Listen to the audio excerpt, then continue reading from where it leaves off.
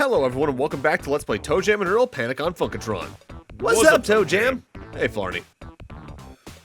One of these doors is good, two are bad. Which one is the good one? Definitely the middle one. I mean, the right one. No, wait, did I wait, say right? I right? I meant left. Middle? Well, I guess I'm a little confused. Having two heads isn't easy. What? Who said that? Catch you later, Flarney. Huh? Right. Hello. I mean, goodbye. So, as Flarney just said, we have three doors here. One of them, namely the one on the left at all times, takes you down one very quick route that has a bunch of extra presents for you to grab that have bonuses like points, extra funk, superjars, all that jazz. The three routes do eventually converge though, and there's not a single earthling on any of the other routes, it's just a factor of how you start the level. Namely, they all converge right here on this screen, the present meadow. If you pick the middle door, you fall into a cave with fire all over the place, and you just have to make it through without dying. The first chunk of fire, I think you just immediately fall on top of, but there are a bunch of health items in the area to keep you alive at the least. Meanwhile, the third and final door on the right takes you into an area where you need to dive down into the water and get to the other side before you just run out of breath outright. Worth noting, you actively do run into one of the twins over there, but I haven't done that route in so long, I genuinely don't even remember what the tone of that conversation is like. Once I figured out the door on the left is the one that takes me through the safe route, I've only ever gone through the door on the left, really. So, we went over a majority of the characters' bios in the manual last time, but I actively held off on Flarney's there because we hadn't met him yet. So, Flarney has two heads and is always extremely confused. He is very jumpy and is constantly screaming and jumping in surprise at some sound he thought he heard, and shouting things like, "Who? What? Where?" Often, Flarney will try to walk in two directions at once, or he'll say to himself, "Was that you? Was it me? I thought it was you. Who said that?" Getting directions from Flarney is generally not a good idea. So guess what most of his dialogue actively is throughout the game. Also, because I've mentioned it for every level up to now and will continue to do so throughout the LP, level 5 here has a total of 26 Earthlings hidden throughout it. And this is also the last level of the game you play if you're playing on Little Kid mode. Which, not for nothing, if you're just trying to get used to the game and learn the mechanics before going all in, these 5 levels do show you every enemy type the game has by and large, and gives you a good taste on how to do exploration with the rest of the game. But at the same time, playing on Little Kid mode, that means you're playing effectively less than a third of the game's levels, technically more accurately about a third equally, because while there are technically like 17 stages, 18 stages, 2 of those are more or less just cutscenes at the end game. Plus, given the game stops short just before Stage 6, you also don't get an introduction to this game's bigger secret finding mission in order to get the best ending. Right here, by the way, is the lady variant of the tourist enemy, who does take less hits to capture, but something that the manual itself even calls out that I don't think I ever really picked up on, but does make a lot of sense now I think about it. The female tourists actively use their camera flashes much more often, so they're technically the more dangerous variant of the enemy. At the very least, while you do get stunned after their camera flash, they can't just combo you to death with it, even though I got very close to that exact thing happening right then and there. Also worth noting, the baseball kid enemies, I forgot to mention this as well, they can just outright duck if you throw a jar at them. Though, compared to the fairies loop-de-loops, they're a lot less aggressive at using it, so they're overall still very easy captures. Right there is the Funky Furnace. That's a level design that ends with a couple of presents for points and the like. But because there's no Earthlings down there and there's no little side quests down that way, we're not even going to explore that. Admittedly, whenever I do come to this game, I usually am more explorative in the early levels, and that's more because I'm trying to get a stock of things up, be it the extra lives from points, some coins, some funk and all that. Because if I keep a good stock in early game, I can keep myself replenished throughout the rest of it pretty well without having to worry about restocking or running low on supplies. But not for nothing, I find this game does accommodate quite a few different playstyles. If you're really invested in secret searching, there's a lot for you to find. If you don't really care about that, you can get through the game pretty well. But I think finding that healthy medium of finding secrets versus progression is probably the best way to play the game, if only because you then constantly have a stock of things going. Though now I'm thinking about the prospect of doing a minimalist run where you basically go for nothing, and something about that seems like it would actually be one of the hardest ways to play the game. If only because you'll just activate some secrets on accident going through the game. Because I think I mentioned earlier back in like part 1, this game does have a bit of a DuckTales and DuckTales 2 on NES thing where just by touching certain parts of the level design, certain secrets will pop in, like some food items will show up, some presents will pop in, platforms will fill in. And while the platforms probably wouldn't count for that challenge idea, if only because you need some of them to progress, some of the hitboxes on touching those specific secrets are large enough where you need to tiptoe through things to get past them properly, probably. But I've never attempted such a run and probably never will. In fact, out of curiosity, let me pull up the speedrun.com page for this game, because I'm curious if that's even a run type over there. Panic, Funkotron, speedrun. Speedrun.com. Any percents, about 49.5 minutes. Best ending, an hour and 2 minutes. 100%. Doesn't even have any runs, seemingly. Same with any percent co-op. Best ending co-op, 100% co-op. Little Kid Mode has both actual runs and co-op and normal, but not the others. Huh. Yo, Toejam. Hey, Bluna. Got a cool secret for you, Toejam. What's that, Bluna? Well, if you find a rock and a platform near here and stand on it, you'll find a secret door. Thanks, Bluna, you're awesome. Yeah, I know. I've already done that. The main reason I came down here is for this specific parking meter, because you can use this one 3 to 5 times on the top of my head. And each time you use it, a Hyperfunk Zone door will open. There's a couple of parking meters that do that throughout the game, and whenever one of them happens, it's one of your best chances to actively complete further Hyperfunk Zone attempts in order to get the reward for completing all 3 levels of it 3 times each. And I want to say I do that in this level off the top of my head, so we're going to have a very noble reward throughout the remainder of the LP after today. The third layout of the Hyperfunk Zone here actively gets really mean when you start the red section, because they place like 4 of the portals back to Funkotron in a row. And you can just hold the button to get past them from the end of the green section, but if you're fast, you can immediately react upon starting the red section, because the transformation into the Funk state and its invincibility state that lets you phase through things in the Hyperfunk Zone is damn near instantaneous. There are a couple of frames of wind up and cooldown for it, but it's minimal. So you could theoretically, I guess in some of the lower levels, maybe even just hold this transformation the entire time after the start, and at least make it through like a blue or green level. Just good luck making it through any of the red levels without collecting any clocks along the way. At this point, while I go through the Hyperfunk Zone a few more times, I might as well start talking about this game's development staff. Specifically, the first 3 games in this series were developed by a company at one point known by Johnson Vorsanger Productions, but eventually they were known as Toejam Earl Productions. That development studio only ever put out the first 3 Toejam Earl games, as well as a PC edutainment title known as Orly's Draw a Story for Broderbund around 97, 98, somewhere in that range. The former name of the studio there is actually named after the 2 key figures involved in this game in the first game's development, Greg Johnson and Mark Vorsanger. Greg and Johnson both designed the characters on top and did game design for this project alongside the first game.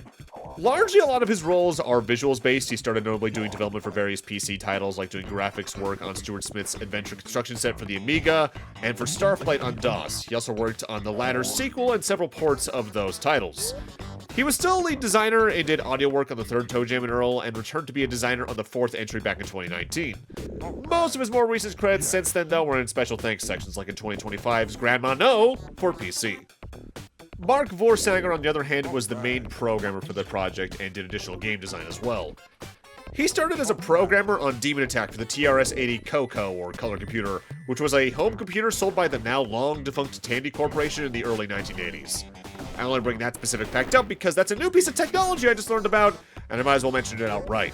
He was also a playtester on Star Control and its sequel on DOS, and was a project manager for the 3rd Toejam Earl title, alongside doing random level generation for it as well.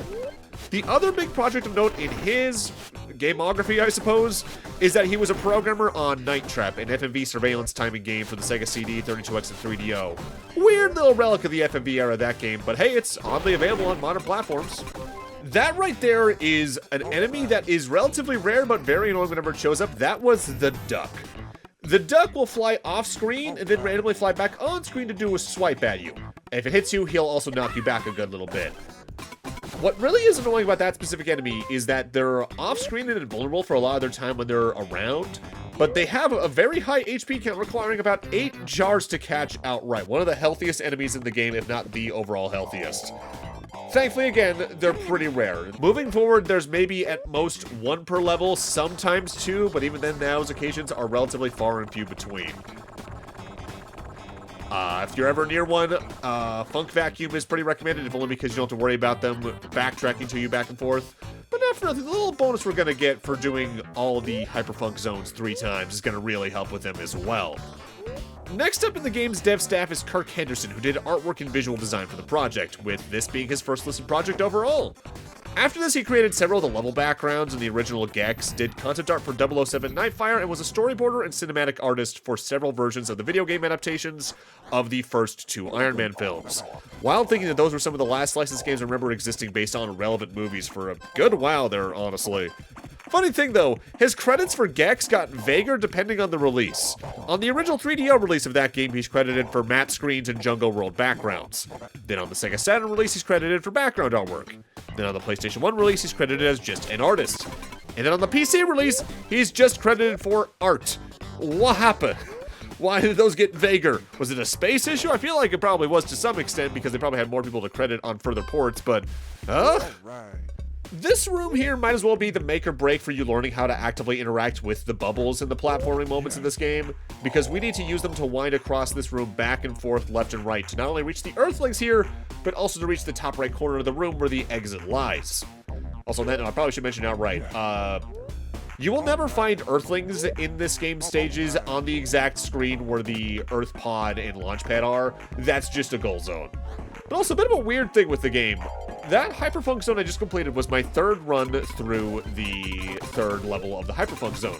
Meaning I've now technically unlocked the ability that gives me, but it hasn't actually unlocked yet because the game needs to realize I did it. And that takes, from the moment I exited that Hyperfunk Zone, about 2 minutes in total for the game to go, okay, here you go.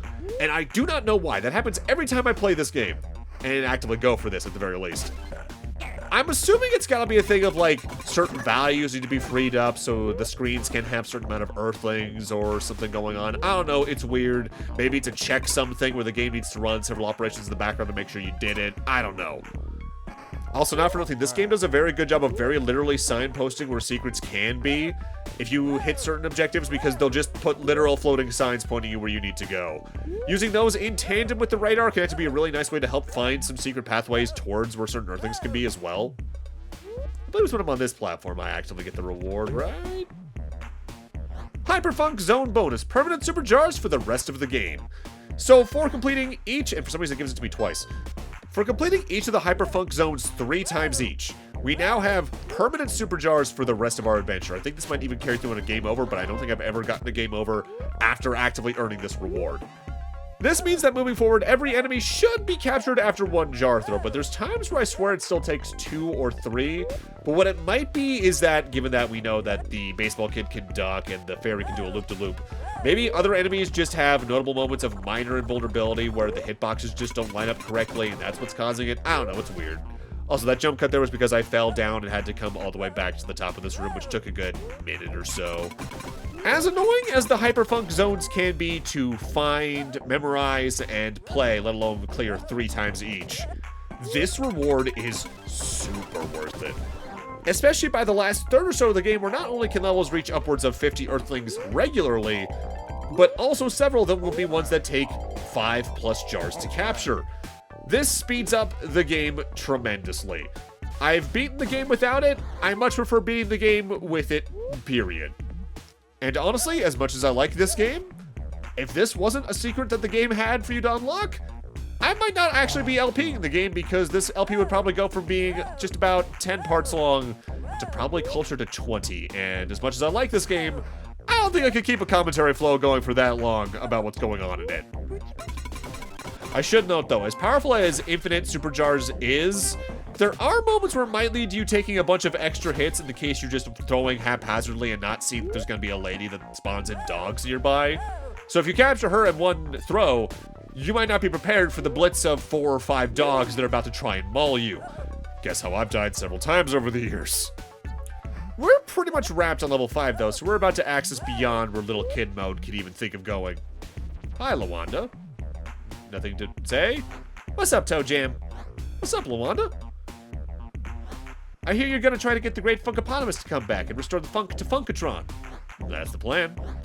I'd sure admire anyone that could do that. That's me. You know, I remember hearing he had some favorite stuff. I bet you could find it and take it to him. Cool. Like what? Well, I know he loves chocolate-covered pickles. Ugh. Smoot likes those too. He always knows where to find one. And thus, our first hint towards how to get this game's best ending. While we finish up here at level 5 and move into level 6, though, next up in the credits is the game's composer, John Baker. His first credit was doing music for the original Toejam Earl before doing similar work on the Menacer 6 game cartridge for the Genesis and NBA Action for the Sega Saturn, before eventually joining Crystal Dynamics and working there for a good while. While there, he worked on the soundtracks for Gex 2 Enter the Gecko and Gex 3, my personal favorites of his work, Walt Disney World Magical Racing Tour, Warriors of Might and Magic, Legacy of King Defiance, The Sims 2, and eventually even working on the sound and music teams for the 2010 Splatterhouse title.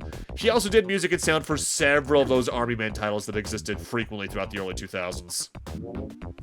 So welcome to Level 6 Outer Space Place that isn't outer space for that long, it's only really in this first screen. Heck, that might technically only be the title for that first section there. More on what that place is like in a moment. What's up, TJ? What's up, Otis? Got a hint for you. Alright. At the top of this cliff, there's a rock. Uh-huh. Well, if you push it to the edge as far as you can, then jump off, you'll find something. What? I can't tell you that. It's a surprise. Thanks, Otis. So, the outer space section in Outer Space Place is pretty much completely optional outside of just starting in it. Most of what's up there is a sparse amount of platforms that have sponge moss on them that lead you to find parking meters, presidents, and basically just ways to spawn in a bunch of points. But because there's no Earthlings up there, I pretty much never bother with it. Which is a bit of a trend for me in this game in general, I won't lie, because there's several areas I just never interact with because there's no Earthlings there, past the point where I care about getting score for extra lives or coins and funk and all that jazz. This in specific right here is the secret that Otis was hinting us towards a few moments ago, by the way. And it's also one of the first secrets where they actively start giving you walls you can funk into, despite the fact there's no way to know you can do that without just trying to do it. Though that does kind of remind me, we're not going to see one, I think, until next part at minimum. But there are occasionally secrets in this game that require you to do several things in sequence. Some of them are as simple as talk to this person, then a door spawns and you can interact with to get one of the big secrets for the game. But others are touch this part of the screen, warp through the wall, grab a present, touch a thing below that present, go back up, touch the first location again, warp into the wall again, touch the second location, and then go where the first present was to get an invisible door and things like that. It's weird. There's a lot of weird little layers to finding everything in this game, and not for nothing, if you're gonna try to get, like, say, like a maximum score run going on top of anything else, I really recommend the maps by guard_master that are available on both VG Maps as well as GameFAQs, because those maps all do a very good job of not only marking what teleport might lead you where, but also where all the hidden investigation points are that potentially spawn in some food or extra point bags and all that. I did do a test playthrough of every level beforehand, but I also heavily used those maps as a resource throughout recording just to make sure I didn't mess up too badly along the way. Next up in the game's dev staff is Jamie Wojcik, who was this game's product manager. He started doing work on the manual for Mario Lemieux Hockey on the Genesis and did marketing on Shotgun, Shining Force 2, Phantasy Star 4, the Genesis version of Shadowrun, the Genesis version of The Adventures of Batman and Robin, and X-Men 2 Clone Wars. After that, he worked more directly on game design, doing such on the original Blood Omen Legacy of Kain, Die Hard Trilogy 2, Mary Kate and Ashley, Sweet 16, License to Drive, dear God, Geist, and became the lead designer for the DS version of the original Call of Duty 4 Modern Warfare. That set the tone for the rest of his career moving forward, because since then, every credit he's had has been on Call of Duty, while working at Sledgehammer Games specifically. Be it Black Ops on DS, Modern Warfare 3 Defiance on DS, Advanced Warfare, World War II, the new Modern Warfare that's not a remake of the original, Black Ops, Cold War, Vanguard, the sequel to the not remake, the new Modern Warfare 3, and both Black Ops 6 and 7, he's either credited as working at Sledgehammer Games or as in production, period.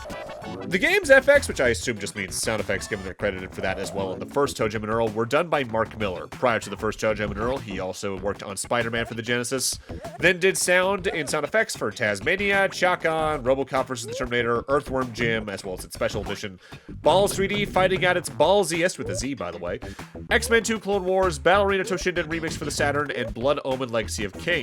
They also did sound on Pandemonium 1 and sound and video compression on its sequel.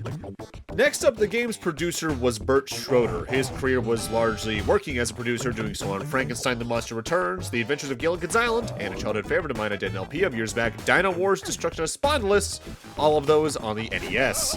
After that, he was in the special thanks for Quackshot starring Donald Duck and also produced Mighty Morphin Power Rangers on the Game Gear, all the Sega releases of The Adventures of Batman and Robin across the Genesis, Game Gear, and CD.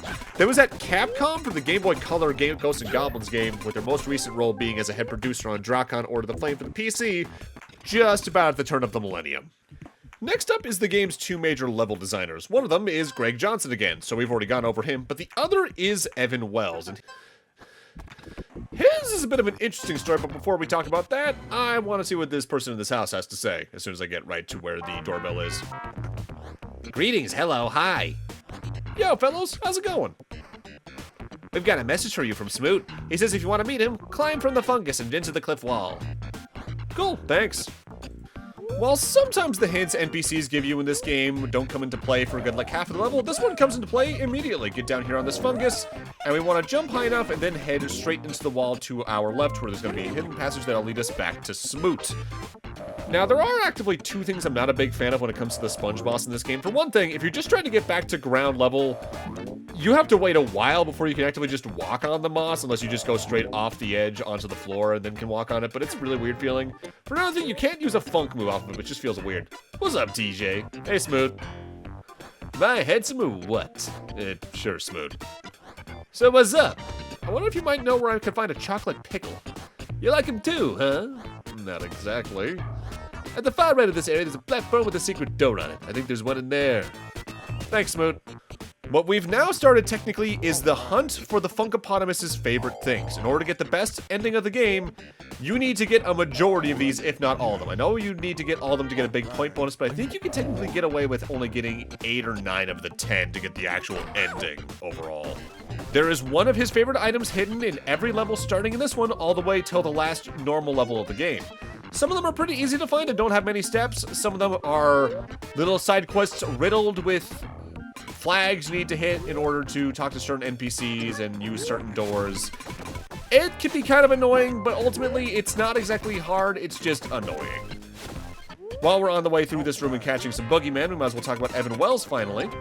Panic on Funkotron was actively his first credit, and it was followed by doing level design for the original Gex as well, eventually becoming the lead designer for Gex 2.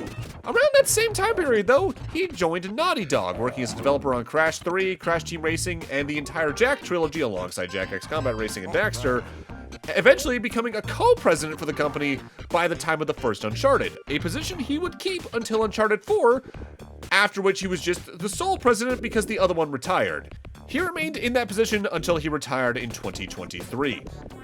Which is just kind of such a weird, from humble beginnings story there. Albeit, I'm not exactly the most pleased with Naughty Dog over the last decade or so in general, on top of just the general game industry usual fog of war fuzz. Ugh. Okay, the funk disappearing for a moment here in this level tells me we're actively near our first secret item we need to grab, namely right here at the edge of the screen when we see the sign that points left and right with arrows.